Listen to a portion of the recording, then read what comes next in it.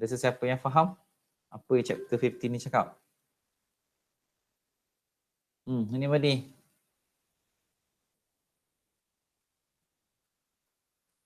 Ada sesiapa nak share? Kelas? Before I start. Ada sesiapa yang nak share apa yang difaham dengan chapter 15 ni? Anybody? Senyap je. I tak tahulah I cakap dengan siapa ni. Dekat depan I ni ada 21 orang, 22. Tak tahulah ada depan PC ke tak. Anybody? Kurang faham, sir. Again? Kurang faham. Kurang faham? Okey. Kalau maksud kurang faham tu maksudnya adalah sedikit kefahaman.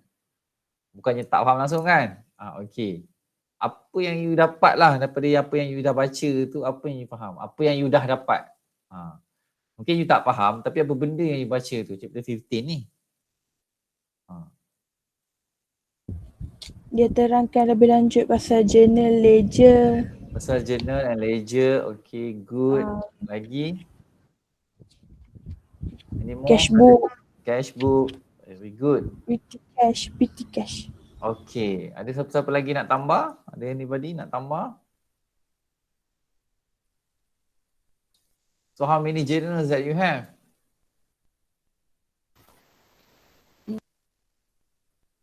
How many journals that you have? Again? 7. So you had 7 journals. You have 7 journals. So what are the journals? General journal, purchases journal, sales journal, return outward journal, return inward journal, cash receipt journal, cash payment journal. Okay. So why you have so many journals in there? Kenapa kita ada banyak journals? Kenapa bukan satu saja? Kenapa kena ada banyak journals ni? Why? Why business organization must maintain different type of journals? Why don't they just maintain one journal? Supaya lebih systematic. Again? Systematic. To be systematic. Okay. Any more? Ada siapa yang nak tambah? Lebih senang nak masuk dekat ledger nanti. Lebih senang nak masuk dekat ledger. Lagi? Ada siapa lagi nak tambah? Lebih systematic, easier to transfer or posting to the ledger. Betul lah tu. Okay. Lagi? Lebih tepat lagi. Why? Why you have plenty type of journals? Why you need to maintain plenty type of journals? Beside to be systematic or to ease the process of posting to the ledgers. Betul lah tu. Okay. Lagi apa lagi? Kenapa kena ada general journal, purchase journal, sales journal? Kenapa tak maintain satu je? General journal sahaja. Ataupun satu je cash receipt or cash payment journal sahaja. Fungsi lain-lain. Fungsi lain-lain. Very good, Aziz. Very done. Because different journal provide different function. Different users. Okay, so setiap journal tu ada fungsi-fungsi masing-masing. Sebab itu you tak boleh pump semua journal, semua transaksi dalam satu journal. Okay, alright. Okay, good. Alright. So at least adalah sedikit, tak adalah tak faham langsung kan. Siapa yang tak baca tu rugilah. Sebab dia tak faham, dia masuk kelas ni kosong, nulis tak faham apa langsung. At least yang dah baca tu, even tu tak dapat banyak, dapat sikit pun jadi. Okay, good. Alright, now let's look at the slide for today. The slide had been uploaded to the UFuture. Okay, you can download them whenever you have time to download. Okay, now let's look at the slide. Okay, so this will be the slide for today. Okay, so boleh nampak? Semua boleh nampak? Boleh. Okay. Boleh. So, I tak nak display dalam bentuk slideshow lah. I pakai macam ni je lah, senang. Sebab I nak menulis ni kan. Saya rasa lebih senang I display macam ni. Is it okay? Nampak kan? Tak ada kecil sangat kan? Sebab kalau I pakai slideshow ni, bila I nak menulis tu, dia macam ada disturbance sikit. Ada masalah, I tak tahu kenapa. But then okay. But still okay kan? Boleh kan? Boleh. sir. Okay, good. Right, now, for today, alright, if you look at this front page of the slide ni, dia tulis double entry and record transaction to journals. So, double entry kita dah cover, so I will not cover for double entry anymore. Okay, because it already covered in chapter 4 in the textbook. Okay, today we will cover the record transaction to journal, which is chapter 15. Alright, so we will skip to the journal here. Alright, you can refer to your textbook at page 221. Okay, so page 221 will be the accounting systems and books of accounts. So 15.1 and 15.2 in that page is just a revision from previous chapters. Okay, dia just bagi tahu okay, apa yang you dah belajar from the process, accounting process, now you dekat mana. Alright, okay, kita skip pergi kepada next page, page 222 on 15.3, the introductions of journals or books of prime entry. Now, apa beza journals yang I nak ajar ni dengan journals yang I dah pernah tunjuk sebelum ni? Sebelum ni I just tunjuk the debit credit saja kan. That one is your workings journals. Maksudnya bila you buat calculations ke, bila you buat workings, jalan kerja, so itu adalah journal dalam bentuk jalan kerja, dalam bentuk workings. Okay. Now, journals that I want to show to you is that journals in the exact format that been used by all type of business organizations out there. So these are the exact format. Okay, format yang sebetulnya macam mana dia record dia punya journal dalam situasi yang sebenar, dalam situasi perniagaan yang sebenar. Okay, now let's go to the definition of journal. So basically, journals are the original entry, or sometimes they call them as book of prime entry, or some other people say it as day book activities. Right? So dia macam diary lah, where you will record what had happened in your business throughout the day, or throughout the month, or throughout the year. Okay, apa saja yang berlaku, especially berkaitan dengan business transactions, you will record them in your journal. So macam diary lah. Kita pun ada diary kan. You all mungkin ada diary ataupun you punya planner. Okay, so business pun ada dia punya diary, but then dia tak call as diary, dia panggil sebagai journal. Okay, so this journal will provide complete chronological record of transactions. What do you mean by complete chronological record of transactions? It means that you will record your journal according to your date. Okay, tengok dia punya date dia akan record macam kita buat kita punya diary lah, kita akan buat date kan. Tarikh dia, ikut tarikh dia, ikut bulan dia, ikut tahun dia. That's why dia kata ikut chronological record. Alright, so in this journal it will instruct to the user or to the preparer what to debit. We need to say what account to be debited, what account to be credited, and with what amount. How much to be debited and how much to be credited. Okay, and in fact, this journal will provide complete picture of every single transactions that happen in the business organizations. Daripada sekecil-kecil bisnes transaksi sampailah yang bernilai jutaan ringgit. Semua akan masuk dalam journals. Okay, so why you need to prepare this journal? So one of the reasons just now, okay, as what your friend said, is that it will help in order to prevent errors, in order to ease the process, in order to posting to the ledgers, to be systematic in the recording process. And in fact, every single journal have their own specific function and uses. Okay, so that will be the purpose why you need to maintain journals.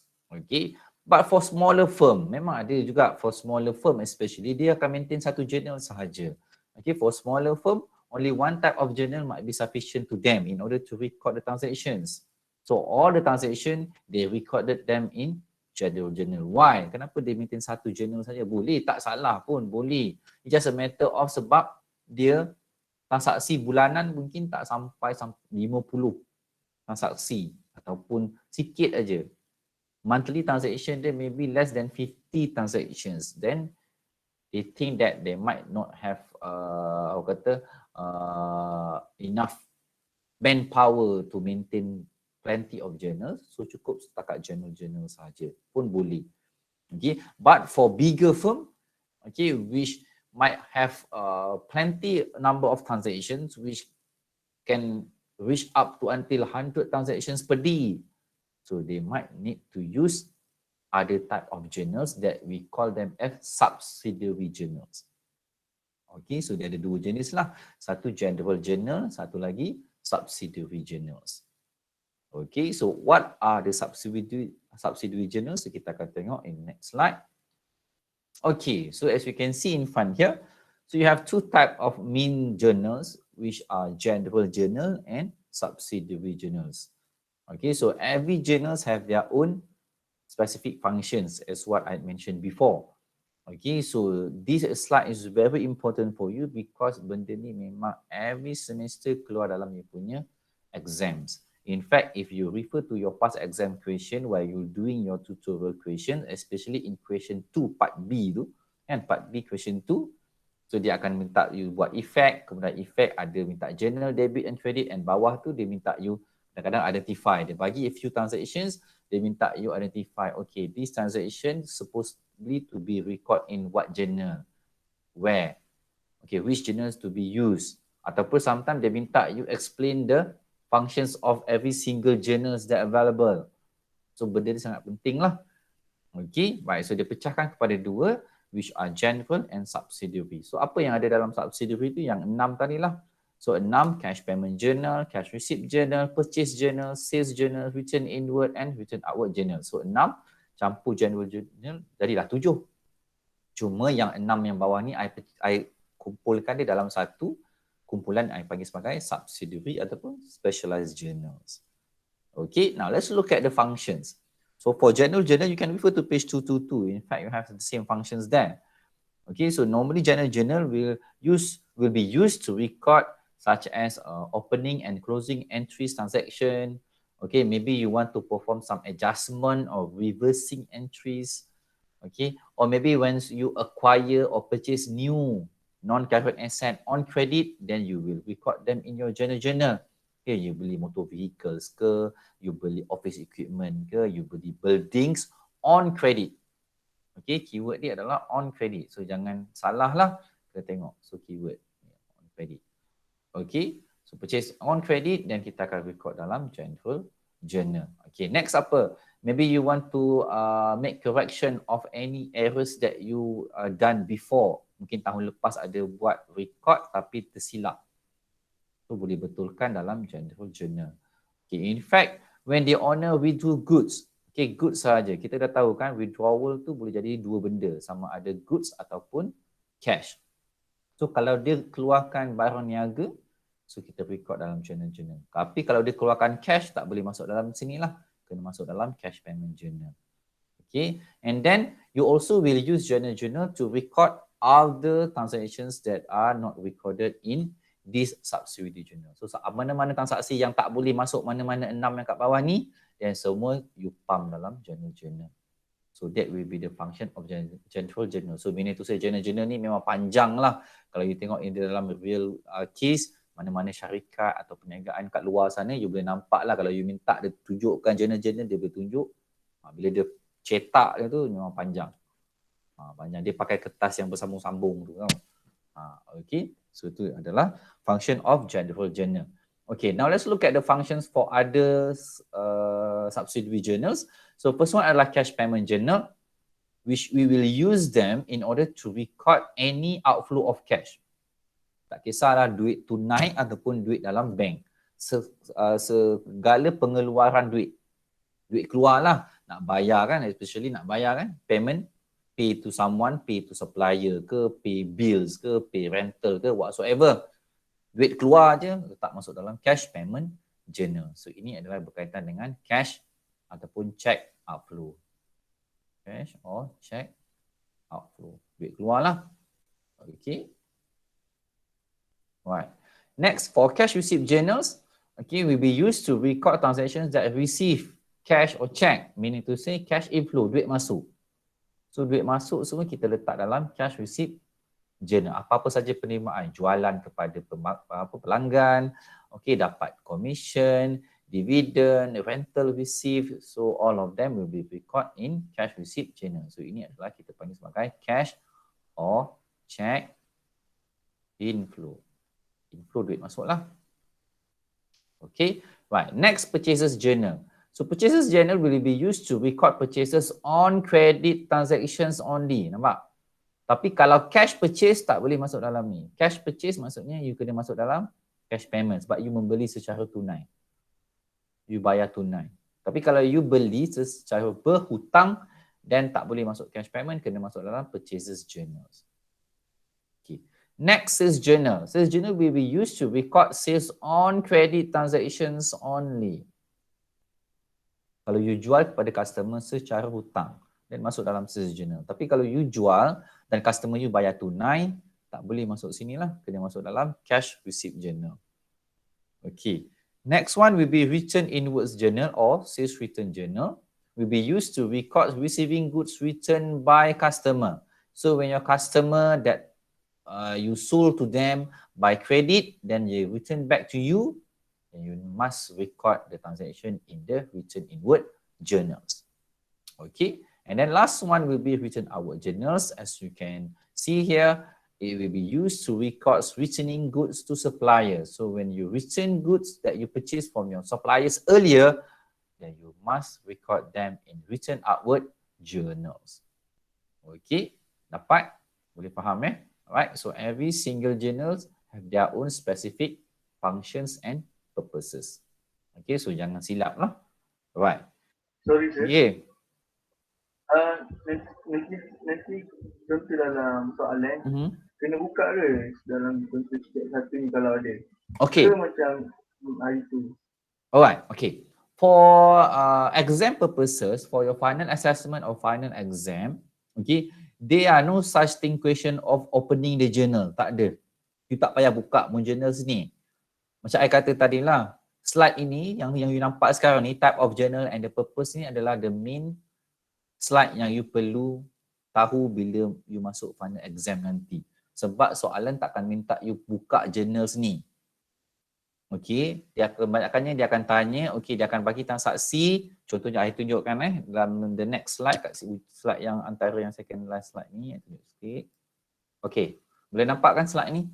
So dia akan bagi contoh macam ni lah. Ada a few transactions. Okay, then you baca transaksi itu, then you identify journal dia apa. Nampak? Contohnya macam ni kan, 4 hari bulan ni. Sold to Tasca Indah, 1,050 on credit. Now, what will be the journal to be used? Agak-agak. Dia kata sold on credit. So nak masuk dalam journal mana? You ada 7 journal tadi. Sales journal. Sales journal. Itu je, tulis je lah sales journal. That's all. Final exam punya style. Faham? Dia takkan minta you buka sales journal tu, masukkan transaksi. No. Okay. Sometimes dia tulis, dia akan minta you explain the function of the journal. Dia akan minta kan, okay, katalah daripada 7 journal tu, dia bagi 4. Dia bagi sales journal, purchase journal, cash payment journal, cash receipt journal. Dan dia minta you explain the function. I explain je lah. Itu sahaja. So soalan boleh jadi macam ini ataupun jadi macam ni. Okay, dia takkan minta you buka journals tu. But why you need to know the format of preparing the journal? Because nanti akan ada soalan assignment, group assignment yang mana you memang kena buka all those journals here. Okay, so nak tak nak you kena belajar jugalah. Walaupun tak keluar final exam tapi ada group assignment. Nanti akan ceritakan pasal group assignment ni later on. Okay, dapat? Boleh? Alright? Boleh sir. Okay, good. Okay, now let's go to the first journal. Kita tak nak buang masa, kita pergi kepada journal. Okay, so this will be the format of the journal. Simple. Okay, dia ada date, dia ada particular, dia ada folio, debit and credit. Folio ni apa? Folio ni macam coding system. Okay, it's just a coding system. Macam mana UiTM menggunakan coding system untuk membedakan satu pelajar dengan pelajar yang lain. Okay, macam mana dia gunakan? Macam mana I nak bezakan you dengan kawan-kawan you? Tengok nombor pelajar. Nampak? Okay, mungkin dalam kelas ni ada 2-3 orang nama yang sama. Semua nama sama. 3-3 orang nama semua sama. Tapi apa nak membezakan daripada pelajar 1, pelajar 2 dan pelajar 3 adalah nombor pelajar. Nombor pelajar memang takkan sama. Okay, memang takkan boleh sama. Okay, so itu coding system lah. Sama lah macam journal sini, dia pun ada coding system dia. So GL5, GL1 ni perniagaan itu sendiri yang tetapkan. Because ini perniagaan dia, so dia tak ada standard coding system tau. Maksudnya Kalau GL1 capital, so perniagaan lain pun kena gunakan GL1. Tak semestinya. It depends on the business organisation macam mana dia nak namakan dia punya account tu. Nak numberkan account dia. Ada yang gunakan 3 digit. Contohnya GL001. Instead of GL1, dia gunakan GL001. Pun boleh juga. Okay, tak ada masalah. Up to you. Okay, right. So first of all, kita tengok dulu source document dia. Apa source document yang you perlukan bila you nak record transaksi dalam journal-journal ni? Usually you use memo ke, loan agreement ke, ataupun minutes of meetings ke, apa-apa sajalah. Dokumen yang sesuai, yang valid, okay, evidence yang reliable and relevant to be used in order for you to record the business transaction in the general journal. Okay, so dia punya layout dia, kalau you buang kotak-kotak ni, you nampak lebih kurang sama je. Okay, kalau I keluarkan kotak-kotak tu, you akan nampak macam ni je kan sebenarnya. Motor vehicle, capital. Contohlah dalam buku ni kan, 55,000, 55,000. Sama tak macam apa yang I ajar? Sama je. Okay. Sekejap ada kawan kita baru masuk. I approve dia dulu. Right. Okay. Right. Sama. Dengan apa yang I pernah ajar dalam chapter 4 sebelum ni, lebih kurang sama. Kalau I keluarkan dia punya kotak-kotak, folio and so on, dia boleh nampak sama. So apa yang I pernah tunjuk sebelum ni dalam bentuk working ni, kita panggil sebagai workings journal ni. Okay, ni adalah workings journal. So yang you nampak dalam bentuk kotak-kotak ni adalah dia punya format sebenar dia. Okay, so actually you mesti ada date, particular je macam ni lah particular dia. Dia ada folio, debit and credit. Okay, apa yang ada dekat bawah ni? Ini sometimes adalah dia punya short notes. Short note ni selalunya dilakukan atau dibuat oleh bigger firm. Sebab bigger firm, as I said last now, okay, they might have plenty of transactions per day. Lebih kurang dalam 50 ke 100 transaksi satu hari. Banyak kan? Jadi bila banyak, dalam jurnal-jurnal ni penuh lah transaksi. Jadi kadang-kadang nak keep track balik dia susah. Apa dia buat untuk bantu dia buat nota kaki sikit kat sini. Okey, transaksi ni pasal apa, transaksi ni apa, transaksi ni, sebab dia banyak. Tapi kalau smaller firm, yang ini pilihan. Nak tu tak boleh, tak letak pun tak apa. Sebab dia tak banyak, transaksi dia tak banyak kan, sedikit saja. So, depends on them. Tak nak letak, tak jadi masalah. Okay, so you can refer to example 15.1, 15.2, 15.3, 15.4, as well as 15.5 for the example of general journal. So setiap satu example yang saya cakap tadi itu adalah berkaitan dengan transaksi yang berbeza. Contohnya macam 15.1, purchase office furniture on credit. 15.2, sold typewriter to buyer. And then 15.3 is about opening entries.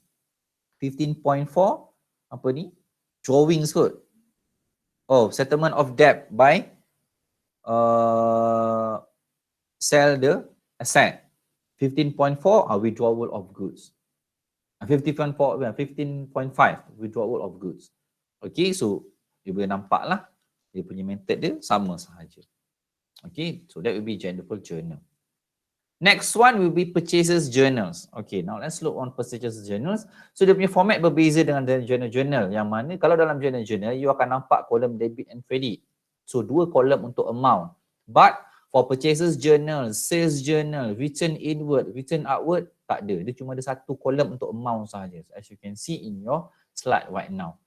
Okay, so what are the source document that you need in order to record transaction in the purchase journal? You perlukan invoices.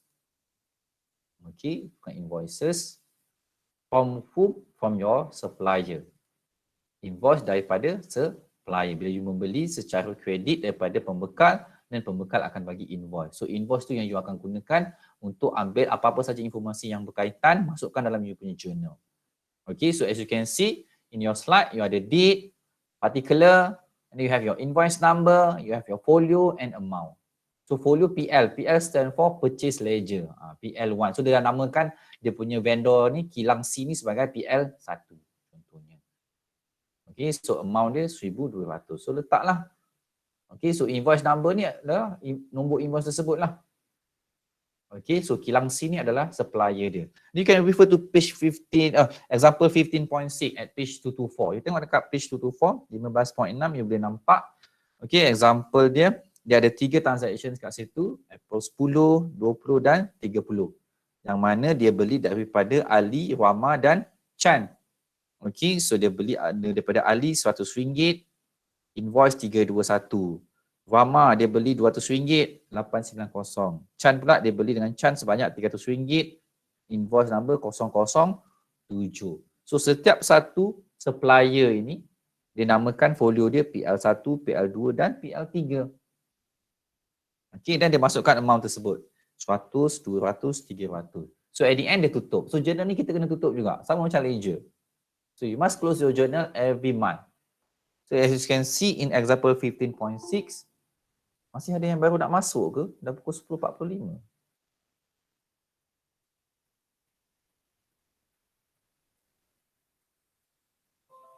Okay, right. Back to this. So as you can see at the end of the month, example 15.6, journal itu dia tutup. Okay, dia totalkan journal tu 600. Alright, and then folio, dia letak apa? GL5. GL5 stand for General Ledger 5 lah. Maksudnya, ada accounts kat situ yang dinamakan sebagai GL5. Apa account dia? Nampak tak tepi hujung sebelah kiri tu? Transfer to Purchases account, GL5. Okay, so meaning to see, dia akan buka satu account. So, katakanlah saya buka satu slot yang kosong kat sini. Okay. Dia akan buka satu account, Purchases.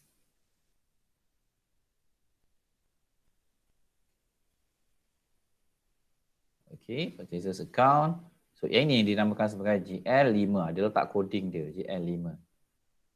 Alright, so dia akan hantar RM600 ke GL5 ataupun purchases account tadi. So letaklah RM600 pada 30 hari bulan 4. Okey.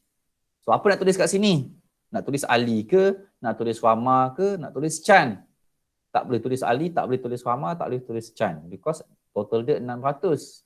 Jadi apa dia buat? Dia tulis total credit purchase. Okay, so folio ni dia ambil daripada mana ni? Purchase journal. So letaklah PJ1, purchase journal 1. Okay, so you tak nampak Ali, Rama dan Chan individually dalam account purchases ni. You nampak totalnya sahaja. Tapi kalau you nak tengok individually Ali dan Rama dan Chan, you kena patah balik ke purchase journal yang you dah buat just now. Okay, apa yang you nampak dalam example 15.6 tadilah. Alright, then you kena buka account Ali, Rama dan Chan. Okay, you buka lah account Ali, account Rama, and account Chan. Okay, so kat sini you akan nampak individual accounts dia, individual purchases dia. For example, katakanlah Ali, so dia beli sebanyak RM100. Seriously, ada baru nak masuk.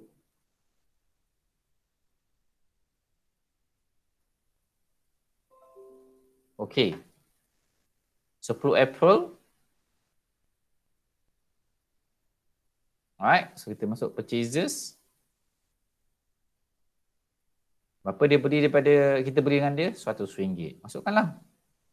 Kemudian 20 hari bulan 4. Untuk Rama purchases RM200. And then Chan 20 hari bulan 4 purchases RM300. So balance account you. Sebelah debit 600, sebelah kredit pun 600. 1 campur 2 campur 3, 600. Dapat? So you takkan nampak individually Ali, Rama dan Chan dalam purchases account ni sebelah debit. You cuma nampak total credit purchase sahaja. You ambil total dia sahaja. Kalau nak tengok individually like I said, okay, you kena tengok pada journal dia, purchase journal tersebut. Tapi dalam Ali, you akan nampak lah purchases account. Okay, item purchases account dalam account payable Ali, payable Rama and payable Chan. Okay, so you can refer to page, I think page 228 kot. Yes, page 228. You tengok page 228. Page 228, you boleh nampak accounts payable Ali, accounts payable Rama and accounts payable Chan. So you boleh nampak lah apa yang I catat ni sama. Okay, 10 April purchases RM100, 20th April purchases RM200, 30th April purchases RM300. Okay, pun dia punya folio pun sama, PJ1, PJ1 and PJ1. Account purchases ni you boleh nampak di page 229. This one you boleh nampak dekat page 229. Macam mana dia record kat bawah tu. You can see that purchases account 30 hari bulan 4, total credit purchases, okay, PJ1 RM600. Okay, so this is how they record the credit purchases transactions. Okay, dapat? Boleh dapat? Any question so far? Ada soalan nak tanya? Ada soalan nak tanya kelas? Ada soalan nak tanya? Sir, Ya. sir. Ya. Selalunya account payable ni syarikat kan? Bukan nama kan selalunya. Tak semestinya. Tak semestinya. Tak semestinya. Kalau penjual itu adalah individu, individu lah. Oh. Tak semestinya syarikat ataupun perniagaan. Okay, so it depends. You beli dengan siapa. It doesn't matter dengan siapa you beli. Individual ataupun companies ataupun sole proprietorship or even partnership. It doesn't matter. Kita tak ambil pusing dengan siapa yang kita beli. As long as kita membeli dengan dia, that's it. Dia adalah kita punya supplier, vendor ataupun payable. Okay? Okay, sir. Faham tu. Okay, good. Lagi soalan lagi? Any more questions? Ada lagi soalan? Okay, kita proceed kepada sales journal pula. Alright. So once you dah faham purchases journal, untuk sales journal tak ada masalah because cara catatan dia pun lebih kurang sama. Alright, now let's look at sales journal. So for sales journal, alright, where you will use to record credit sales only, okay.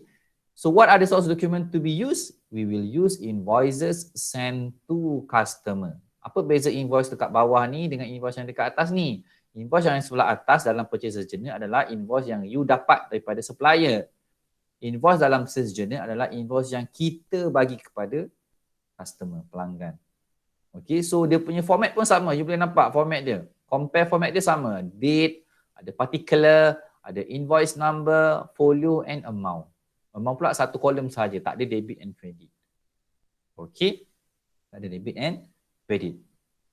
Alright, so kat sini dia panggil SL. SL stand for Sales Ledger lah. Sales Ledger 1. Stand for Gina Saloon ni kan. Okay, dia dah namakan pelanggan dia Gina Saloon sebagai SL1. Contoh dia. Tu dah ada invoice number dia. Kat sini dia masukkan saja. Okay, now let's look at example 15.7 in page 225. Kat situ you boleh nampak lebih jelas lagi. Okay, kita cuba tengok satu. Saya tambah satu slide kosong. Okay, dalam 15.7, okay, you ada 3 customer, 3 transaksi melibatkan credit sales. Okay, the first one on April 11, you jual kepada Lim secara kredit banyak RM200, invoice number 123. And then on 21st, you jual kepada Min secara kredit RM300, invoice number 124. And then on 30th April, you sold to Man on credit RM400, invoice number 125. Okay, now tengok macam mana dia record. Tu just masukkan saja date, particulars dia, invoice number, folio dan amount. Sama macam purchase journal dia lah, sama. So dia dah namakan Lim sebagai SL1, Min sebagai SL2 dan Man sebagai SL3. So at the end of the journal, pada penghujung bulan dia totalkan journal tersebut, so dia dapat RM900 jualan. Dan RM900 jualan ini dia hantar ke account sales. Dan dia namakan sales account tu, dia codingkan sebagai GL6. Okay, dapat? Right, so nanti you akan hantarlah ke GL6 tersebut, sales account for example, bila you buka sales account you, pakai pen ni lah, sekejap. Pen hitam lah.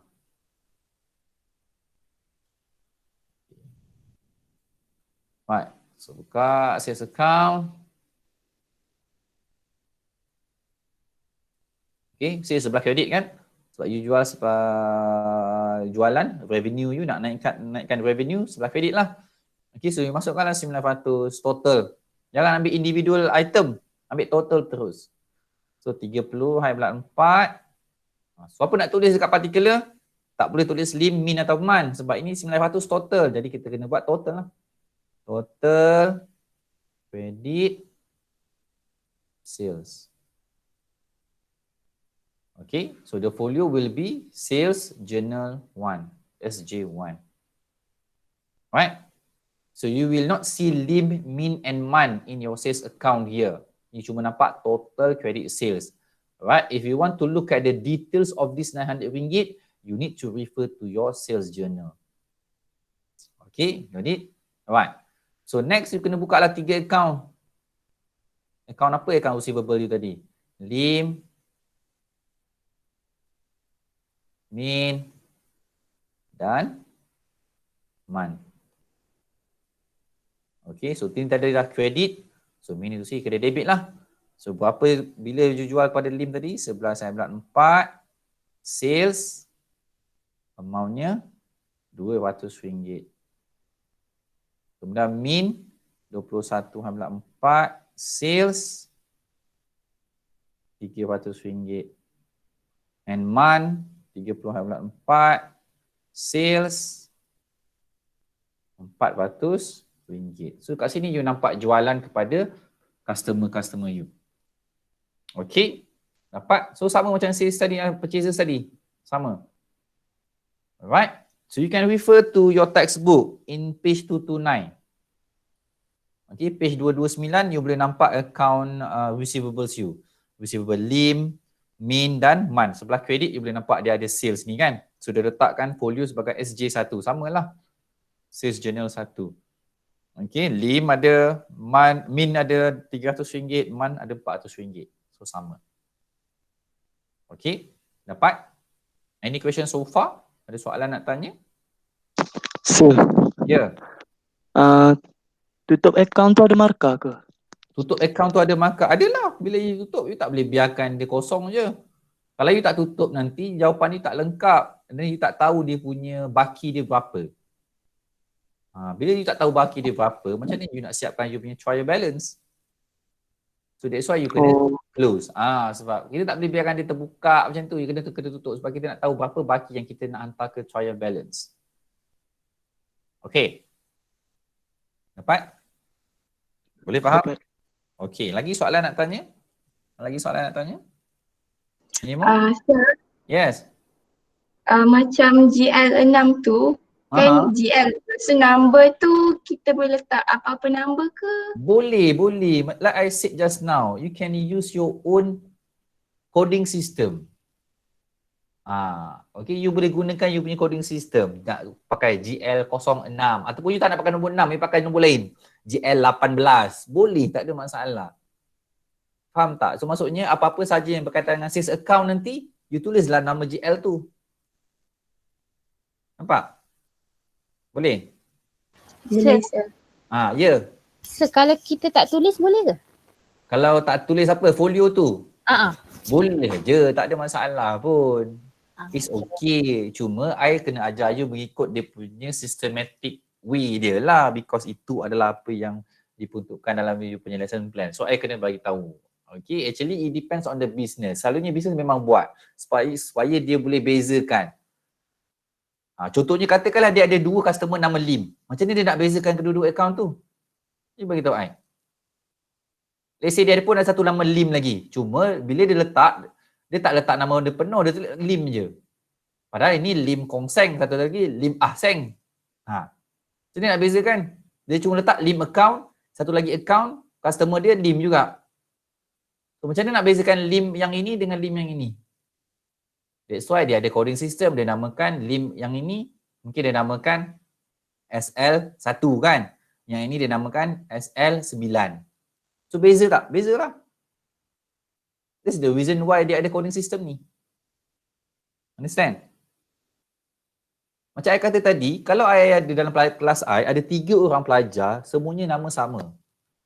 Salih bin Yaakob. Salih bin Yaakob, Salih bin Yaakob. 3 orang nama Salih bin Yaakob dalam kelas I sekarang.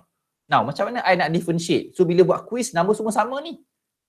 So, markah nak masuk markah siapa ni? Kan salah masuk kan masalah dia ni. So, how can I differentiate these 3 students? I nak tengok apa? Tengok nombor pelajar dia. Nampak tak? So, sama je. Konsep dia sama. Just a matter of you want to differentiate one account with another. That's all. Tapi kalau account you tak banyak, ada 10 account, ledger tu 10 je. Then maybe ada syarikat atau perniagaan tak buat lah sebab account dia kecil je kan. Perniagaan dia sangat kecil. Dia tak adalah buat nak account coding ni. Tapi kalau dia besar ataupun dia bercadang untuk memperbesarkan perniagaan dia, dia perlukan satu sistem yang bagus.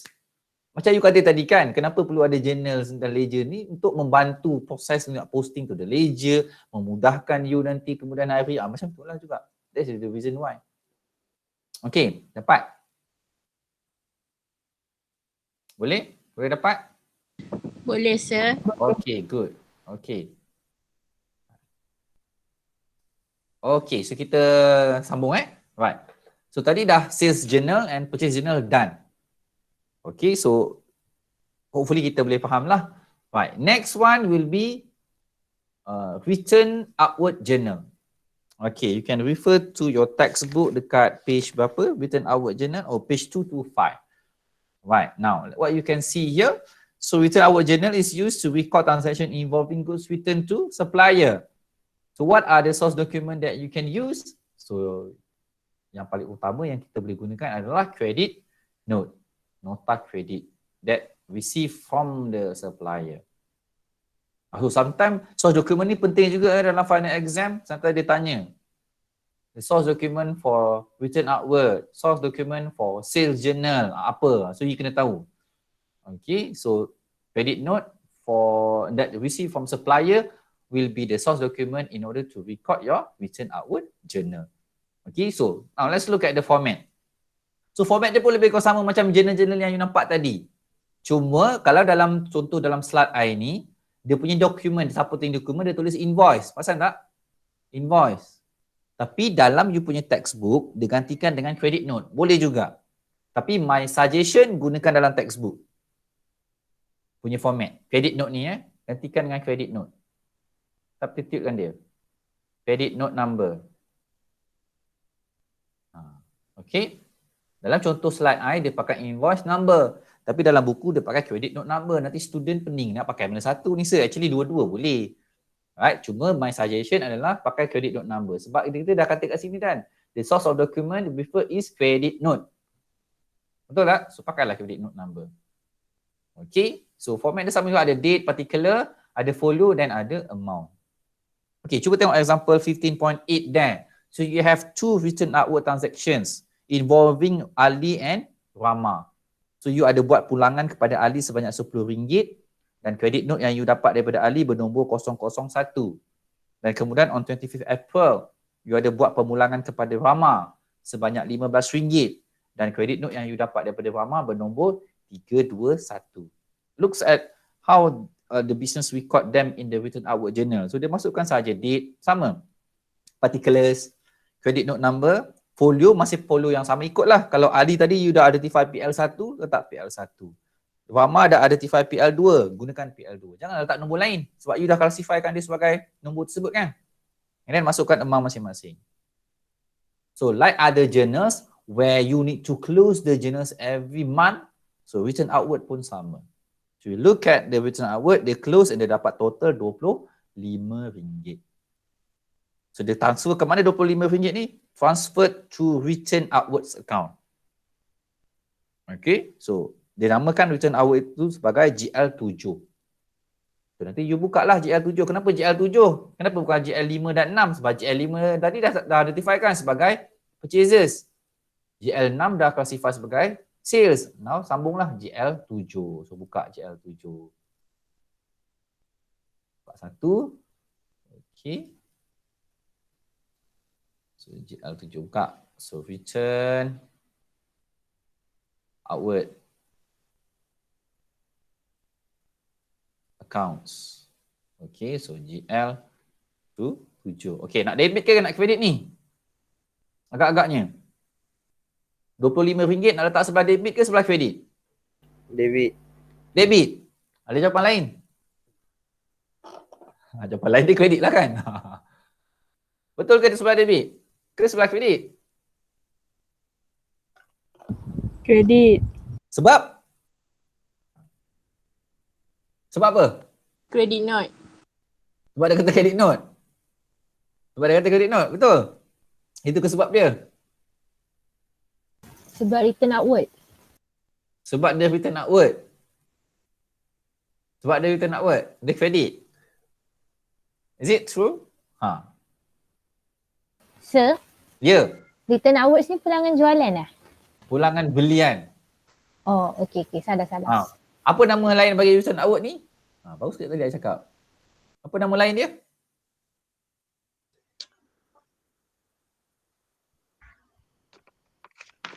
Ha, apa nama Purchase lain bagi? return.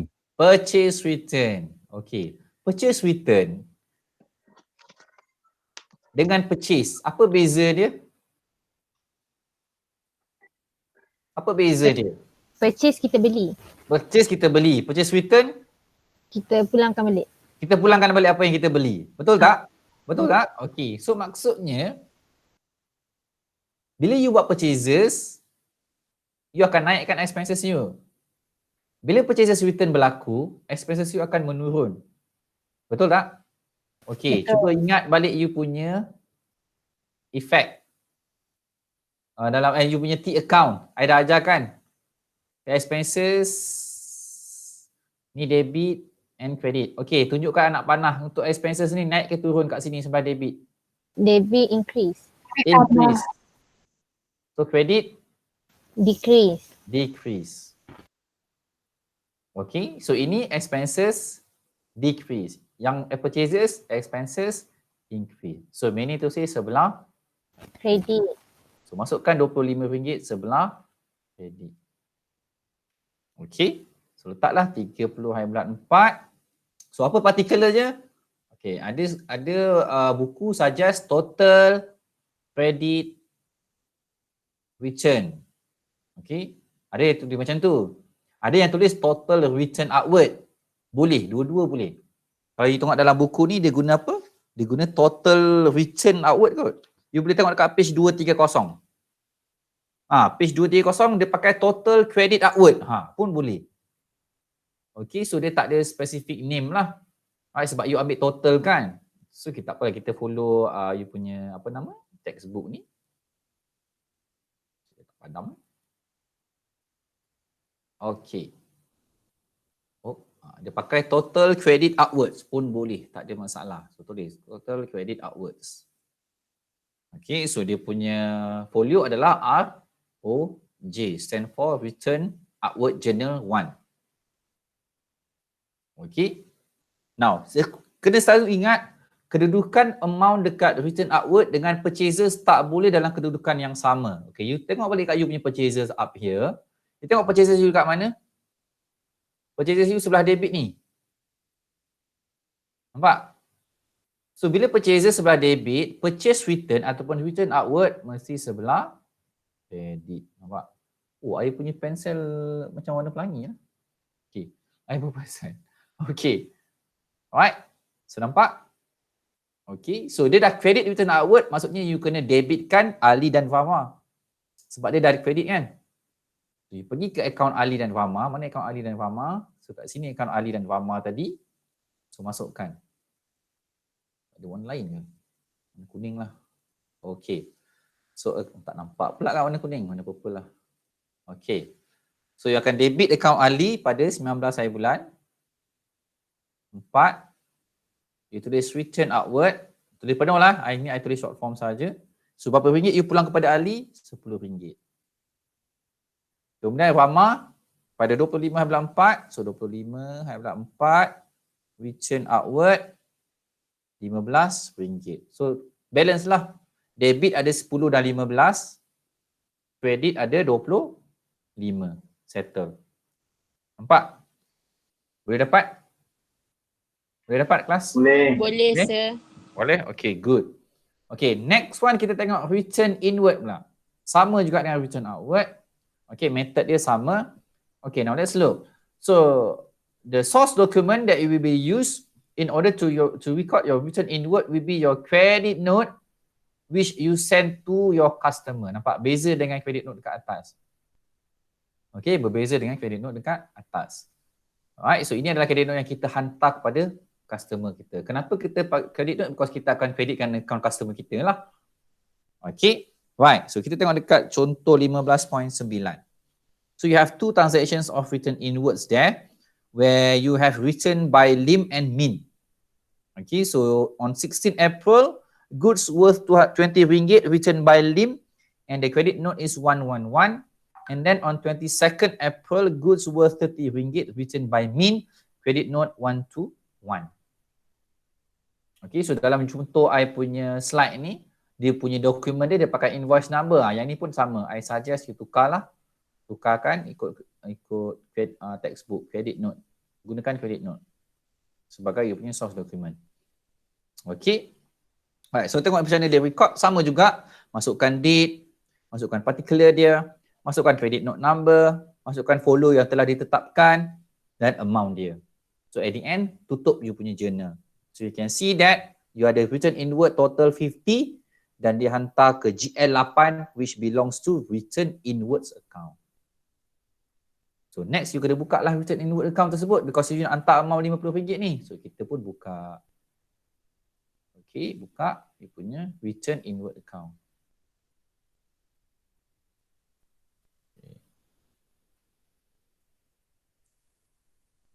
Okay, namakan dia GL8. Okay, kedudukan written outward and written inward tak boleh sama.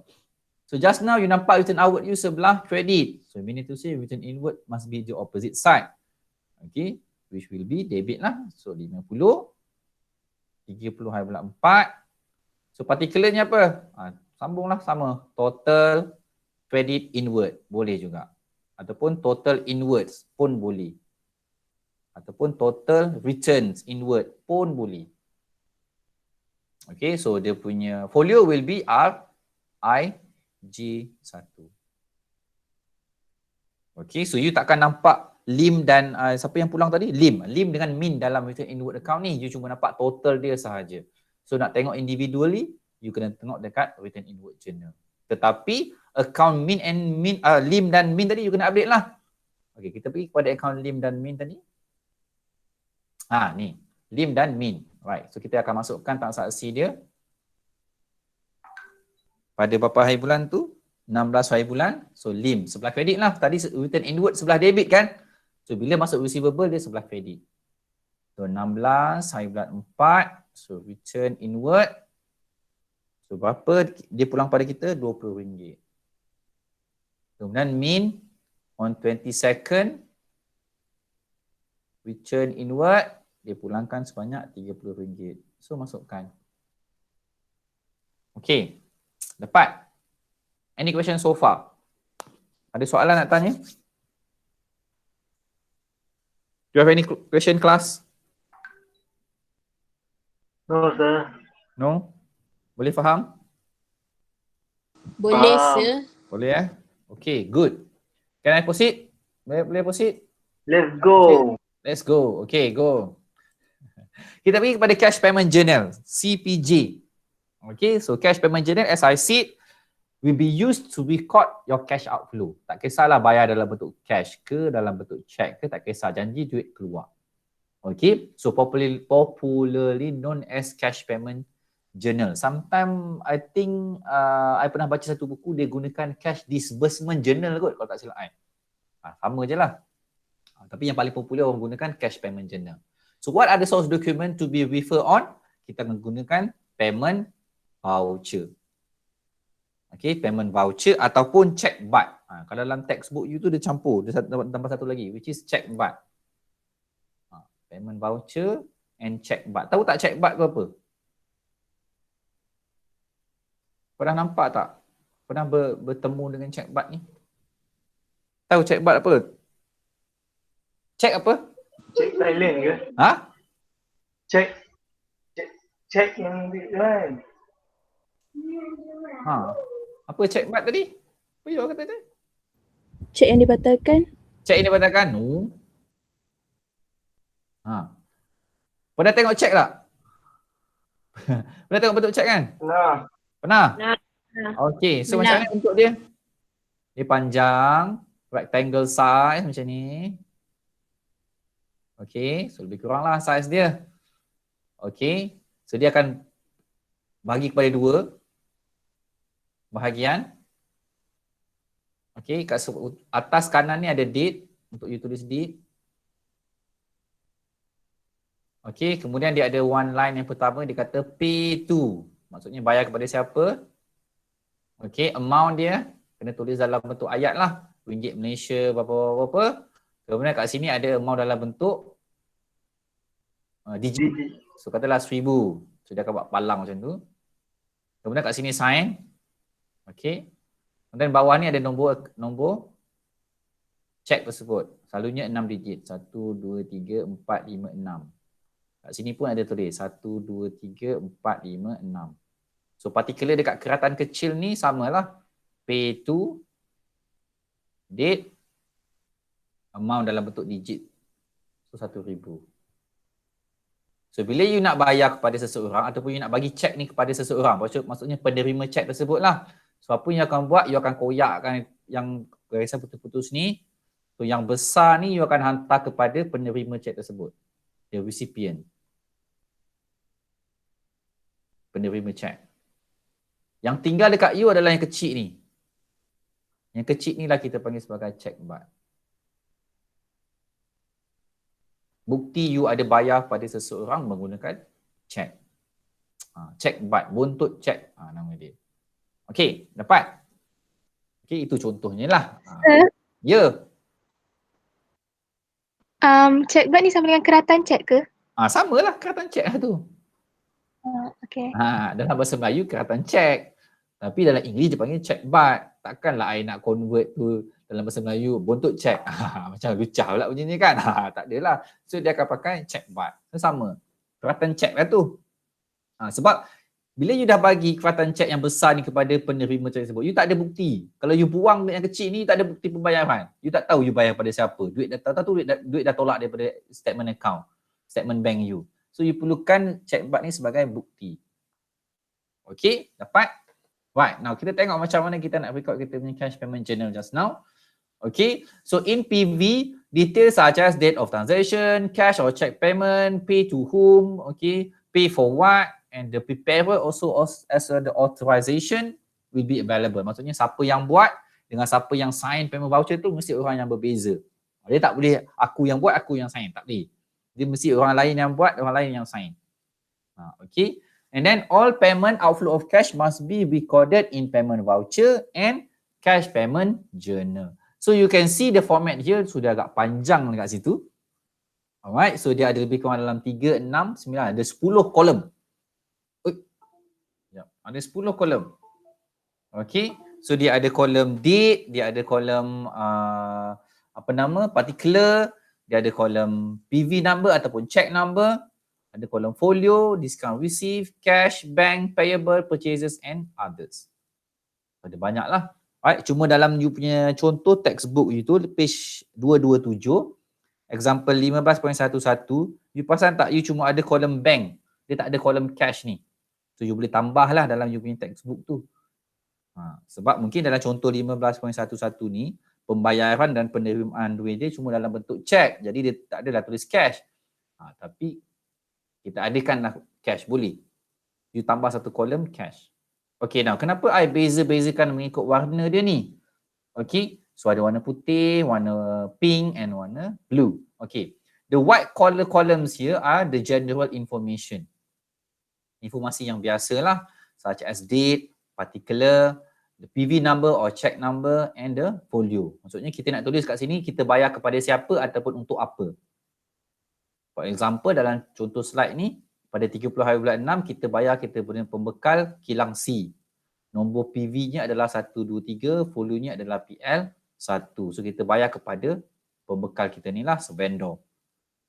Okay. So sebelah kanan adalah amount yang kita tolak kan. Okay. So the first 3 column which are in pink colors, okay, will be the credit side.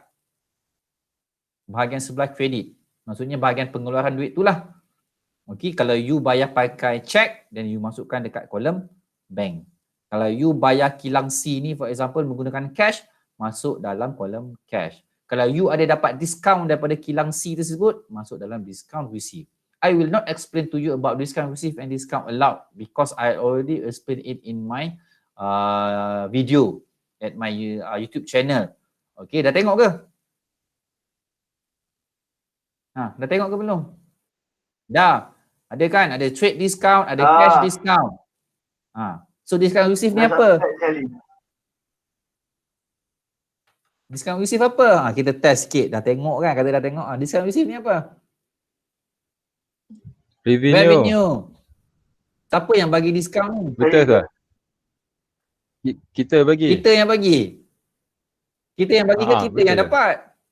Kita dapat receive. Kita dapat. Discount receive adalah kita dapat. Siapa yang bagi? Bank bagi. Supplier sir. Supplier yang bagi. Very good. So bila you bayar, okay, then supplier kata okay tak apa, saya bagi awak discount sikit. So dapat discount. So kena catat discount tersebut. Now, actually discount ni ada dua. Apa jenis discount dia?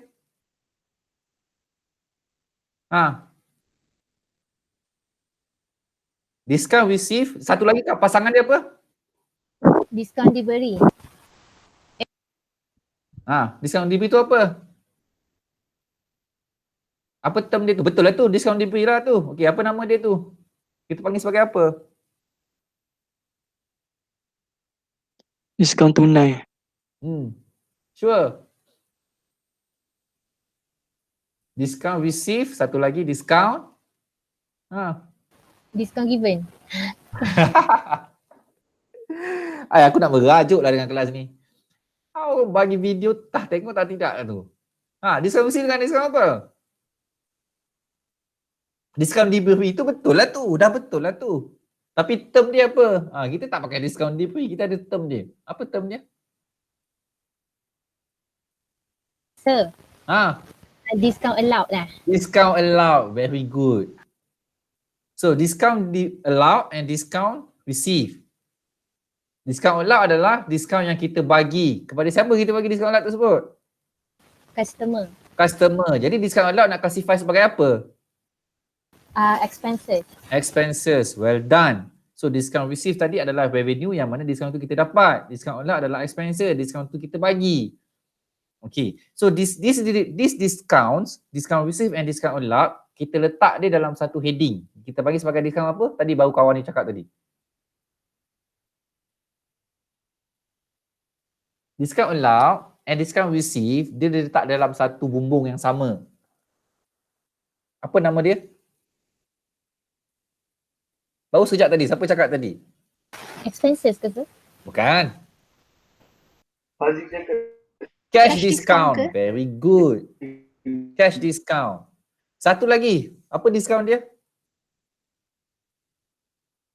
Selain daripada cash discount, kita ada satu lagi jenis discount. Trade discount. Trade discount. Now, macam mana nak bezakan trade discount and cash discount? Trade discount ni macam mana? Cash discount ni macam mana pula? Apa beza dia? Tahu ke tak tahu? Tak ingat lah tu.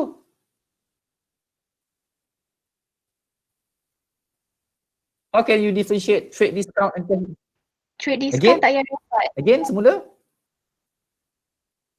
Trade discount tak? Trade discount tak payah rekod dalam Terus tolak sahaja, tak payah record. Very good. Tapi cash discount kena record. Sebab itu you nampak ada discount receive kat situ. Kenapa kita bagi trade discount? Sebab apa? Kita ada customer, nak suruh orang supaya tu beli semua banyak. orang beli banyak. Nampak? Betul lah tu. For customer to buy in bulk. So lagi banyak you beli, lagi banyak you dapat diskaun. Biasa kan you beli kan? Beli satu RM4. Beli tiga RM10. Masa pernah dengar tak? Selalu perempuan dia suka beli anak tudung yang macam sekolah punya anak tudung, tahu tak? Yang dia macam knitted punya inner tudung tu kan, pergi sekolah kan. Itu kat market jual berapa ringgit je, RM4 kot sekarang ni harga dia. Dulu RM3, sekarang harga dia RM4, nak naik sikit lah. So kalau beli satu RM4, beli tiga RM12 kan. Jadi selalu penjual kata apa, okey, akak beli satu RM4, akak beli tiga saya bagi RM10. So ada berapa banyak diskaun tu? Diskaun RM2. So that RM2 adalah trade discount. Maksudnya dia takkan record RM2 tu, dia terus masuk RM10 terus. Tapi cash discount kita bagi sebab apa? Sebab apa kita bagi cash discount? Nak suruh dia bayar cepat. Nak galakkan customer Yes, beli very good. dengan Supaya cepat. customer bayar hutang dia cepat. Sebab itu kita bagi cash discount. Okey, contohnya macam ni lah. You punya example dalam slide ni. Kenapa kilang C ni bagi diskaun RM10? Mungkin sebab kita bayar cepat. Hutang kita RM1,000 tu kita bayar cepat. Dia bagi kita 1 bulan untuk settlekan hutang. Kita seminggu kita dah boleh settle hutang. So because kita settle lebih cepat daripada jangkaan dia pun berbesar hati bagi diskaun RM10. Okey, so kita kena record lah. Sebab asalnya kita dah record pembelian sebanyak RM1,000. Okey, dapat? Alright, so kita tengok kat sini macam mana kita nak record dalam 15.11 kat page 227. So you ada 3 transactions there. Okay, where you pay to Ali, Rama dan Chan. Okay, you boleh nampak macam mana dia record. Masukkanlah date dia April, okay, 22nd, 28, and then check number dia masukkan. Details folio pun sama, letak aje folio dia. Okay, semuanya letak dalam kolom bank. Sebab apa? Sebab ke semua vendor tadi kita bayar menggunakan check. So dia letak dalam kolom bank. Tak ada diskaun yang kita dapat dan kosongkan. Dan kita letak dalam accounts payable. Payable ni, okay, kolom payable ni kita akan gunakan, kita akan record bila kita nak bayar kita punya payables. Kolom purchases kita akan record bila kita ada buat cash purchases. Maksudnya kita membeli barang daripada pembekal secara tunai. Yang ini kita beli dengan pembekal secara hutang. Okey. Yang purchases ni adalah kita beli dengan pembekal secara tunai. Okey, dan tulislah. Yang others ni adalah sebarang pembayaran yang kita buat selain daripada pembayaran kepada payable ataupun purchases. Apa dia? Such as expenses lah. Apa-apa expenses? Salary ke, rental expenses ke, what else? Utility bills ke, apa saja. Contohnya katalah kita bayar utility bills. For example lah kita letak. Macam mana kita nak record? So pada 30, katalah pada 1 hari bulan, okay. Pada 30 hari bulan 6, so I follow je lah date dia. So you nak bayar gaji pekerja. So apa particularnya? Particular will be salaries. Okay, salaries. So tak ada check number sebab you bayar pakai tunai. Okay, letaklah nombor PV. Nombor PV mesti ada kan? So katalah PV 2201 contohnya. So folionya adalah GL 18. GL 18 belongs to salary account. So I letak GL 18. So I bayar gaji pekerja I sebanyak RM2,000. So I bayar secara tunai. So letaklah dalam kolom cash. RM2,000. Kemudian tak boleh tak payables, tak boleh letak dalam purchaser. Letak kat mana? Letak dekat others. RM2,000. Macam tu. Nampak? Untuk belanja-belanja lain. Okey, dapat? Boleh Alright. So at the end, journal tu pun you kena tutup juga. Cash payment journal. So you boleh nampak macam mana dia tutup cash payment journal dekat example 15.11 tu. So dia tutup, dia totalkan semua. So balance lah accounts payable dia 510. Duit keluar daripada bank pun 510. Dan dia hantar ke account GL9. GL9 adalah account bank dia. Okay, GL9 adalah account bank dia. So you boleh nampak lah dekat page 230. You boleh tengok kat page 230. Ada bank account. Okay, so belah kredit, you boleh nampak 30 April, dia tulis apa? Dia tulis total payments. Okay, total amount dia 510. Cuma GL tu dia salah tulis, dia tulis GL8. Betulkan. Dia sepatutnya adalah GL9. Dalam textbook dia tertulis GL8. GL8 belongs to return inward. Bank adalah GL9. So betulkan dalam textbook tu, potong 8 jadikan GL9. Okay, dapat? So, itu untuk masuk ke dalam bank account. Kalau dia bayar cash, masuk dalam cash account lah. Yang mana masuk bank account. Yang masuk cash account nanti. And then individually, you kena record lah dekat Ali, Rama dan Chan sebab you bayar kepada Ali, Rama dan Chan. So, meaning to say, you kena patah balik kepada Ali, Rama dan Chan tadi. Mana? This one. So, kena masuk dalam individual account dia. So, tadi you bayar kepada Ali sebanyak, kita tukar pen warna hijau lah. Okay, so Ali kita bayar RM90. So 22 hari bulan, sini. Hari bulan 4, kita bayar menggunakan cek. So sebanyak RM90. Kemudian Wama kita bayar 140. Okey, 28. Particular dia bank. Dan kemudian Chan kita bayar 280. 28 hari bulan 4 juga. Particularnya bank. Nampak? So you kena update lah dalam ledger masing-masing. Ali, Wama dan Chan. So next baru you tutup. So mana yang ada baki adalah baki. Mana yang tak ada baki tak adalah. Contohnya macam Ali. Ali dah tak ada baki kan? Beli 100 dengan dia, kita pulang 10, kita bayar hutang RM90. Habis. So tutup je macam tu. Macam Wama ada baki. So carilah dia punya balance CD dia berapa. Chan pun ada baki. So cari berapa balance CD dia. Tutup. Purchases ada tak apa-apa lagi? Tak ada. So tutup. So CD dia 600. So BD dekat bawah ni. 600. Okey, dapat? Boleh dapat? Untuk CPJ. Okey. So next adalah cash receipt journal. So cash receipt journal macam saya kata tadi guna untuk duit masuk. Cash inflow. Right. So what are the source document? Such as official receipt, slip bank, cash bill, EFT transcript. EFT tu is stand for electronic fund transfer. Bila you buat bank transfer kan, online transfer pakai apa? Duit now lah, pakai apa macam-macam sekarang kan. That is within transcript lah and memo. So in official receipt, details such as date of transaction, cash or check, amount received from whom and to preparer will be available. So all receipt must be recorded in official receipt and CRJ. So dia punya format pun ataupun dia punya layout dia pun sama.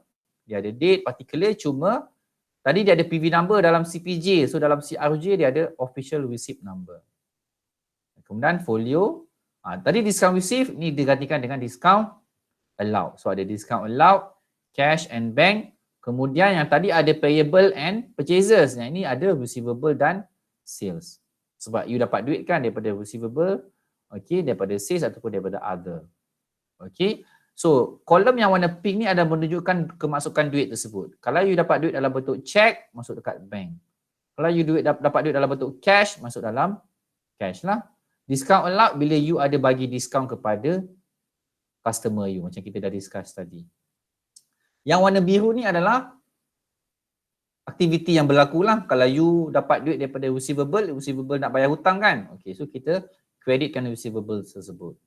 Kalau you dapat jualan tunai, you jual kepada customer, you sell your product to customer and your customer pay by cash, so record them in sales column. Other ni adalah untuk other income. Such as rental income ke, dividend receive, commission receive, interest receive, apa-apa saja yang receive, letak dalam other selain daripada sales and receivables tersebut. Okay, you boleh nampak dekat example 15.10, 15.10 at page 226. You can see that on 23rd, 25th and 27 respectively, you ada dapat duit daripada LIM, min dan man sebanyak 150, 250 dan 350. So tengok macam mana dia rekodkan, sama je. Masukkan date, masukkan receipt number. Okay, receipt number tu pun dia letak je kan, ikut sequence lah. 01, 02, 03. So detail, dapat duit daripada siapa, folionya. So since dia dapat duit dalam bentuk check, so dia masuk dalam kolom bank. So tak ada discount allowed dibagi. So ini adalah you punya account receivable. So masuk dalam account receivable. Sales tak ada, other tak ada. Okay, so next one apa dia buat? Dia tutup lah. Sama macam CPJ tadi, tutup. So totalnya adalah 7,5. So dekat receivable balance kan 7,5, dekat bank pun 7,5. So dia hantar ke GL9 sebab GL9 adalah GL Bank. Okay, so bila you tengok dekat GL Bank, dekat page 230 tadi, okay, you boleh refer page 230, you can see on the debit side ada total receipt sebanyak 7,5. So folionya adalah CRJ1, stand for Cash Receipt Journals 1. Okay, so next nanti baru kita tutup bank account. Tutup macam biasalah, find the balance CD and balance BD. But don't forget to update the individual account tadi. Contohnya account LIM, min and man kan. So mana LIM and man tadi? This one. So you ada dapat duit daripada LIM, min and man. So kita masukkan. So LIM bayar berapa banyak tadi? 150. So update. 23 hari bulan 4. Bank 150. Kemudian min 25/4, bank 250 dan man 27/4, bank 300.5. Okay, then find the balance. Mana yang ada balance adalah, mana yang tak ada balance tak adalah. Kalau ni semua ada balance kan. Ni ada CD dia. Salah, bukan kat sini. Sini. Ni ada CD-nya, ni ada CD dia, ni pun ada CD. Okay, sales account you dah boleh tutup. Okay, so 900. So here will be CD. So BD ada kat bawah. Okay, dapat? Okay, so that will be your CRG. So last kali bila dah semua dah tutup, semua account ni you dah tutup kan? ROJ lah, return outward account, return inward, sales account, semua dah tutup. Then apa kita buat? Semua account yang ada baki BD ni kita akan hantar ke trial balance. Okay, macam mana nak masukkan trial balance? I dah ajarkan chapter 5 dalam textbook you tu, kita tengok balik. Okay, dapat? Any question so far? Ada soalan nak tanya? You have any question to ask? Tak ada. Ada soalan lagi yang lain? How about others? Tak ada, sir. Is it okay? Boleh? Boleh. I dah record kita punya lecture ni. So nanti I akan share video lecture ni. So mungkin ada yang terlupa ke tertinggal sebab tadi ada few yang masuk lewat sikit kan. So boleh refer balik lah kita punya video lecture ni. Okay. Right. So kalau tak ada, kita tengok contoh assignment. I akan tunjukkan assignment, soalan assignment you. So I akan stop sharing this one. Okay. Save dulu. Alright. Now kita akan tengok soalan assignment you because chapter ni memang khas untuk assignment you lah, group assignment. Okay, aktiviti berkumpulan, assignment berkumpulan. Okay, kita tengok soalan dia. Mana soalan dia? Okay ni. Okay. Now, can everybody see the question here? Boleh nampak? Boleh. Boleh? Semua boleh nampak? Okay, now let's go to the content here. So SCC 106, Introduction to Financial Accounting and Reporting Group Project 20%. So markahnya agak banyak jugalah sebab 1/5 daripada total 100% you. Okay, 1/5 kan, besar jugalah, significant. Right, introduction. This group project is designed to test on the understanding of students in the recording of the business transactions using the double entry system under the book of prime entry format. Okay, instruction. Assuming you are planning to set up a business selling goods, name your product to customers locally. Create possible business transactions for the first month of your business. The business transactions created are between your business and supplier and also between your business and the customers. So meaning to say you need to create your own business. Okay, cipta you punya perniagaan you sendiri. Okay, identify produk apa yang you nak jual. Okay, andai kata you nak buka kedai kedai cake for example. So produk you ada cake lah. Namakan perniagaan you tu. Apa nama? Kedai kek siapa? Tulis je lah. Mereka sendiri. Kemudian apa you kena buat adalah you need to create your business transaction. Mak dia kata, create possible business transaction for the first month of your business. Untuk bulan pertama perniagaan you lah. Andai kata you kata perniagaan you bermula pada 1 Januari dan berakhir pada 31 Disember setiap bulan. So apa bulan pertama? Bulan pertama adalah bulan Januari. So gunakan bulan Januari. Okay, dan you kena cipta transaksi perniagaan you sendiri. Alright, so you boleh gunakan mana-mana contoh lah. Jadikan contoh lah, bukan copy and paste. You boleh refer dekat you punya past exam question. You boleh refer dekat dalam textbook. Okay, tengok contoh-contoh transaksi dia dan you create on your own. Menggunakan contoh yang dah sedia ada. Jangan copy and paste. I dah faham sangat dah. Buku teks you ni, I dah guna daripada I mula mengajar. Dah berapa tahun dah I mengajar, I menggunakan buku teks yang sama. Cuma dia punya edisinya yang berbeza. Tapi kebanyakan soalan dia memang sama je lah, dia maintain. So, I dah faham dah. I dah ingat transaksi yang ada dalam textbook tu. So, janganlah you nak, orang kata nak kencing I kan. Ambil dia. I faham sangat. I boleh baca je, I kata, macam pernah nampak ke transaksi ni? Tengok-tengok dalam textbook. Sebiji pula tu. Nama tak tukar, amount sama. So, bila buat benda tu, namanya you copy and paste. Kenalah penalty. Ataupun you tiru kawan you punya, ataupun you tiru sebiji-sebiji daripada past exam question pun sama. Past exam question tu I dah pakai banyak kali, dah lunyai dah. So I dah faham sangat dah. Dah ingat transaksi dalam past exam question. So senang cerita, boleh ambil tapi jadikan contoh untuk you create your own. Okay, now what kind of business transaction that you must have? Okay, ini adalah dia punya arahan dia. So the business transactions should include at least minimum at least 4 credit transactions, macam credit purchase ke, credit sales ke, ataupun purchase bought asset on credit ke, boleh. 2 return transaction, at least 2 return transaction, ada return inward, ada return outward. 4 cash transaction, cash sale, cash purchase, apa lagi, bought asset on cash. 2 drawing transactions, withdrawal of goods ke, withdrawal of cash ke, and other transactions such as expenses and revenues. Okay, so you must have at least 21 business transaction. Sekurang-kurangnya ada 21 transaksi untuk satu bulan yang you pilih tadi. Kurang tak boleh. Bukan tak boleh, boleh buatlah kurang. Buat 10 pun boleh. Tapi markahnya pun kurang lah. Okay, so minimum adalah 21 transaksi.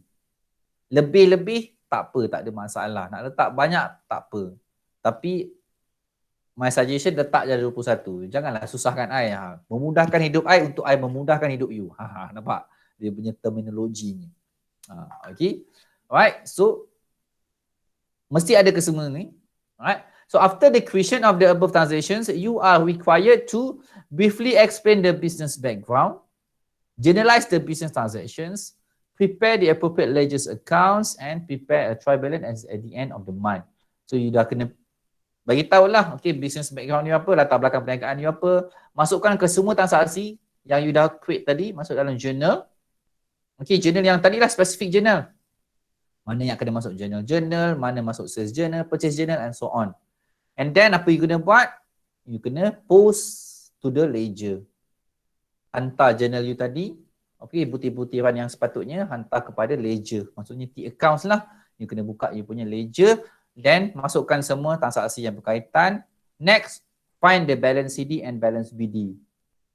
And then the final step is that transfer all accounts or ledgers that have balance BD into your trial balance. So you need to prepare your trial balance as at the end of the month. And then tengok trial balance you tu balance tak debit and credit dia. Kalau you punya trial balance tak bagi amount yang sama dalam debit and credit, maksudnya salah lah you punya trial balance. Ledger mungkin salah ataupun journal you mungkin salah. So kena check balik. Or sometimes maybe you dapat amount sama tapi janganlah overconfident sangat. Belum tentu betul kan? So make sure you always check. Okay. So finally reminder, maximum number of students per group is only 3 students per group, per team. So 3 orang satu kumpulan. So you all ada berapa dalam kumpulan tadi? 28 ni? 28 saya. 28. So kalau 28 maksudnya akan ada satu kumpulan yang ada 4 orang lah. Sebab kalau 28, kalau 9 kumpulan 27 orang saja kan. Jadi yang terakhir itu boleh masuk mana-mana kumpulan, jadikan dia 4 orang satu kumpulan. Itu saja. Maksudnya satu kumpulan daripada kelas you ni akan ada 4 orang satu tu. Itu special case lah, tak ada apa-apa. Dia tak boleh ramai. Because task yang diperlukan ni memang sesuai untuk 3 ke 4 orang sahaja. 5 tak boleh, 2 tak boleh. Kalau 2 kan penat pula you nak buat nanti kan berdua. Okay. So each group should produce business transaction on their own. If the business transaction found similar or the same with other groups, a penalty will be imposed on all groups involved. So I don't care siapa tiru siapa. Kumpulan A tiru kumpulan B ke, kumpulan B copy kumpulan C ke. Semua yang terlibat akan disabitkan kesalahan. Macam tu. Kena penalti dua-dua. Okay, so deadline adalah week 13. Kena hantar pada minggu ke-13. Okay, dapat? Alright, so itu adalah dia punya arahannya. So apa yang ada pada page yang seterusnya adalah rubrik. Rubrik ni apa? Rubrik ni adalah how the lecturers mark your assignment. Okay, so dia pecahkan kepada 4 level lah. Yang pertama, yang paling rendah lah, did not achieve. Yang kedua, fair achievement. Yang ketiga, average achievement. Yang last kali adalah excellent. So target yang excellent ni, where you score 80 and above. So macam mana nak score 80 and above? Tengoklah kriteria untuk 80 and above ni. So I dah pecahkan kepada beberapa bahagian, nampak? Introduction, the transaction, the ledgers, closing of account and the trial balance. So as long as you fulfill all the criteria in excellent ni, then you are entitled for 80% and above. Okay, dapat? So benda ni I dah upload dalam YouFuture. So you boleh download je lah ni nanti. Okay, any question so far untuk yang ini? Ada soalan nak tanya? Ahli kumpulan, I bagi kebebasan pada you untuk you pilih. Up to you lah, you pilih lah sendiri. Ada macam kelas lain, I dapat tahu dia identify dulu. Contohnya kata kelas tu kan, okay, dia akan tanya, okay, siapa yang dalam kelas ni ada macam at least lah, ada macam basic sikit accounting principle. Dia mungkin agak lebih mahir daripada kawan-kawan yang lain, okay, dia asingkan. Orang ni tak boleh dalam satu kumpulan yang lain. Dia kena, maksudnya dia akan jadi ketua-ketua kumpulan masing-masing. Contohnya lah kalau you nak buat macam tu. So yang lain akan join kumpulan-kumpulan ni. Sekurang-kurangnya dalam satu kumpulan tu adalah seorang yang mungkin ada basic sikit ke kan masa sekolah, dia boleh bantu. Macam tu lah. Ada yang macam tu, so dia fair lah. Ada yang macam belasah aja, terpulang. You manage your own team member, macam mana you nak uruskan, nanti kelas web bolehlah bincang dengan kawan-kawan yang lain. Okay, right. Now, kita pergi kepada bahagian yang seterusnya. Okay. Since today, bukan today lah, this week I agak good mood sedikit. So, I dah sediakan memudahkan kerja you supaya di kemudian hari kerja I pun mudah.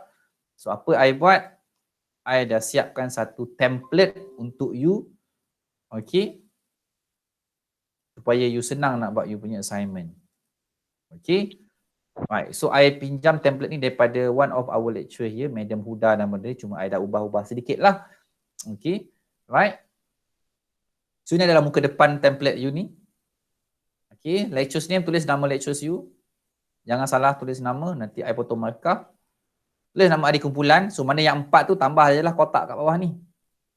Okay, so student ID and group. Next, start with acknowledgement. Apa benda acknowledgement ni? Acknowledgement ni adalah apa? Prakata kan, dalam bahasa Melayu dia panggil apa? Prakata. Preface, ada yang pakai preface. Apa yang kita nak tulis dalam acknowledgement ni? Selalunya apa? Agak-agak, mungkin macam penghargaan kot. Kan, acknowledgement lah, penghargaan kan nama dia. Penghargaan kepada kawan-kawan ke, kepada family member ke, kepada lecturer ke, kepada siapa-siapa sajalah yang you nak appreciate in order to help you in completing the assignment. Jangan penuh-penuh, ini bukan surat cinta tau. Jangan penuh-penuh. Setakat half page pun dah cukup. I tak nak baca panjang-panjang ni, malas nak baca banyak-banyak.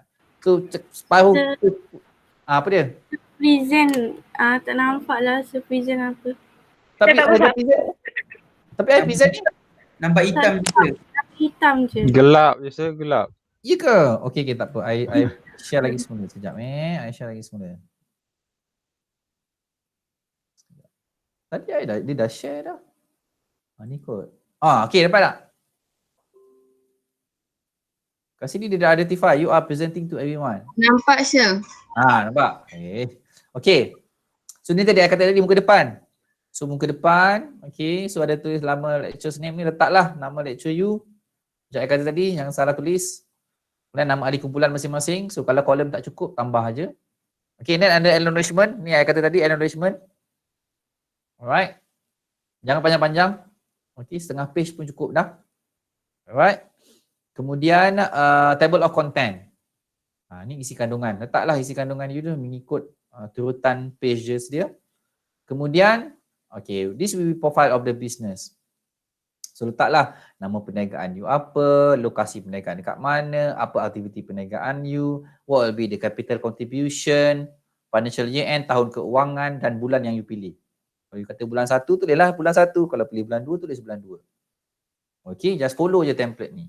Okay, next one. Okay, this will be the list of transaction. Alright. So nampak dia kata total 21. Nak lebih boleh tak ada masalah. Tapi my suggestion cukup 21 je. Okay. So kalau dia punya ni tak cukup, just tambah je lah. Okay, muka surat sebab I letak satu page saja ni. So kalau tak cukup, mungkin panjangkan transaksi you tu.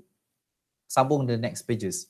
Okay, so identify siap-siap journal Journal apa nak pakai? Letak dalam ni. Sales journal ke, purchase journal ke, journal ke, whatever journal that you want to use, identify dekat sini supaya mudah nanti kerja you nak masukkan dalam journal yang berkaitan. Okay. Kemudian, so I dah siapkan dalam journal-journal ni. Dalam bentuk format dia lah ni. Okay, cuma dia tak ada kolom folio. Nanti you tambah lah. Okay, in between tu you tambah je lah kolom folio ni. Kan macam ni. Sebab I dah siap-siap download, upload dalam YouFuture. So nanti yang ini I punya salinan. Okay, kalau I upload dalam ni, nanti I edit dalam ni, yang dalam YouFuture tak edit. So you edit sendirilah. So you download, you edit, tambah kolom. Tahu kan nak tambah kolom macam mana? You tambah je lah kolom. Macam mana? Insert ni, ni kan ada tambah ni, tambah je. Nanti dia ada kolom sebelah. Okay, tambahkan folio. Okay, kolom folio. So kalau I kata tadi, kalau tak cukup line dia, tambah je lah. Okay, dah ada journal, purchase journal, what else? Sales journal, semua dah ada. Dah saya identify dah kat sini dah. Dah mudah untuk you. Okay, written inward, cash receipt, cash payment, purchase ledger. Ni ledger, T account. So sama jugalah. Kalau tak cukup, tambah sendirilah. Okay, dia general ledger. Masukkan general ledger you semua. Alright. And then jangan lupa tutup, find the balance CD and balance BD. Next, transfer all those account that have balance BD in your trial balance. So, trial balance pun I dah buatkan siap-siap. So, nanti tulislah title dia, particular, debit and credit. Masukkan semua account yang ada baki dalam trial balance. So, at the end, find the balance. So, make sure amount dekat bawah ni tally lah. Okay, debit and credit mesti sama. So, kalau tak sama, check balik. Even though kalau sama pun, make sure check semula. Okay, dapat? Any question so far? Sir, Ya? yang assignment ni dah boleh buat ke? Dah boleh buat lah. Dah boleh buat lah ni. Okay. Dah boleh mula lah ni. Okay. So, untuk orang kata make sure you able to score higher for this assignment is that macam mana I boleh suggest pada you adalah bila you dah siap satu stage, you hantar pada I untuk I semak. Contohnya katakanlah you dah siap bahagian profile of the business. Contohnya lah kan. So you nak minta I semakkan. You hantar je lah pada I. Sir, I punya profile of the business ni dah siap. Boleh tak you check dulu? Betul ke? Salah ke ni? Then I check lah. So you ada masih ada masa untuk you betulkan balik in the next day. Okay, kata dah stage yang ni dah siap. Okay, kemudian you buat transaksi pula. You create dalam your own transaction. Dah cukup 21, you hantar ke I. Sir, okay. Now transaction pula, minta tolong sir tengokkan. Okay, I tengokkan. As long as fulfill the requirement, okay lah. So I check mana yang salah, I betulkan. Mana yang mungkin terlalu banyak sangat, I kurangkan. Contohnya kan, I edit sikit, I hantar pada you untuk you amend, betulkan. So nanti balik you betulkan lah. Okay. Sama juga stage yang lain. Dah journal dah siap, hantar. Maksudnya you hantar pada I stage by stage supaya I boleh keep track you punya performance, you punya kerja ni. Janganlah sampai bila dah habis, kan I kata tadi submit bila week 13. Week 13 tu baru you hantar pada I ke semuanya. So bila you hantar pada penghujungnya, ke semua benda ni you hantar pada penghujungnya. Jadi I tak ada sempat masa untuk I nak tolong you betulkan dan you tak ada masa nak betulkan, nak submit balik. So nanti pada minggu terakhir tu I terus ambil mana yang you buat, itu je lah markah yang you dapat. Jadi kalau you buat betul tak apalah. Tapi kalau ada benda yang salah, markah you sikit lah markah you. Nampak? Jadi nak pastikan you dapat markah yang tinggi, so apa yang I suggest adalah hantar stage by stage. Tak perlu type dulu pun tak apa. Tulis tangan pun boleh. Tulis tangan and then send to me. Supaya I boleh check aja. Tak payah type dulu. So type nanti last kali baru dah okey, dah siap semua kan? Okey, baru you type satu persatu. Faham? Dapat? Boleh? Boleh? Faham tak? Faham, sir. Okay, good. So this template pun I dah letak dalam YouFuture, so you boleh download je lah nanti. Okay, so kalau tak ada apa-apa soalan, ada apa-apa soalan nak tanya? Any questions to ask regarding your chapter? Dah boleh buat lah ya? Dah boleh pecah-pecahkan kumpulan you ni, dah boleh buat. So next week you cuti kan? Midterm break kan? You bolehlah pelan-pelan buat sikit-sikit. Okay, tak ada masalah. Alright, so kalau tak ada apa-apa soalan, so I think that's all for today. For our class for today. So see you again the next following week lah. Minggu lagi satu kan, because you dah start cuti. Okay. So I think that's all for our class today. Thank you so